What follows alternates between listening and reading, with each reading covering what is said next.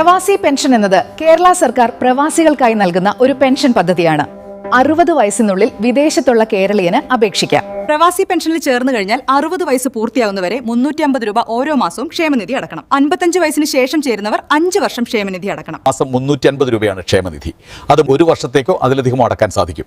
പഴയ കുടിശ്ശികയുള്ളവർ ഒന്നിച്ചടക്കണമെന്നില്ല, ഗഡുക്കളായി അടച്ചാലും മതി. 60 വയസ്സിനുള്ളിൽ തന്നെ ക്ഷേമനിധി കുടിശ്ശിക പൂർണ്ണമായും ക്ലിയർ ചെയ്യണം.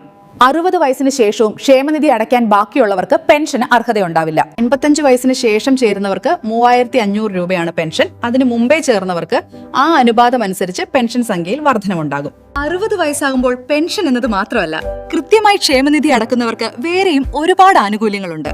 അവയിൽ പ്രധാനപ്പെട്ടവ നോക്കാം.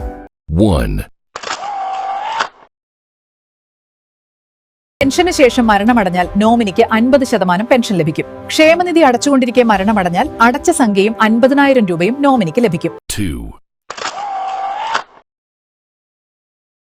3 വർഷത്തിൽ കുറയാതെ തുടർച്ചയായി ക്ഷേമനിധി അടച്ച വ്യക്തിക്ക് ശാരീരിക അവശതയുണ്ടായാൽ പെൻഷൻ സംഖ്യയുടെ 40% തുല്യമായ തുക ഓരോ മാസവും അവശതാ പെൻഷനായി ലഭിക്കും. ഗുരുതരമായി രോഗം ബാധിച്ച അംഗങ്ങളുടെ ചികിത്സയ്ക്കായി ഒരംഗത്തിൽ നിന്ന് അംഗത്വ കാലയളവിൽ 50,000 രൂപ എന്ന പരമാവധി പരിധിക്ക് വിധേയമായി ചികിത്സാ സഹായം ലഭിക്കും.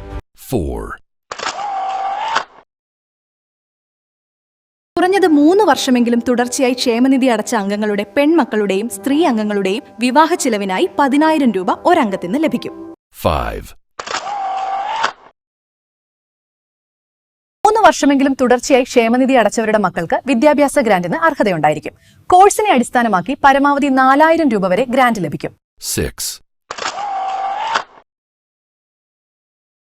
തുടർച്ചയായി 1 വർഷക്കാലം ക്ഷേമനിധി അടച്ചിട്ടുള്ള വനിതാ അംഗത്തിൽ നിന്ന് പ്രസവ ചെലവിലേക്കായി 3,000 രൂപ ധനസഹായത്തിന് അർഹതയുണ്ടായിരിക്കും.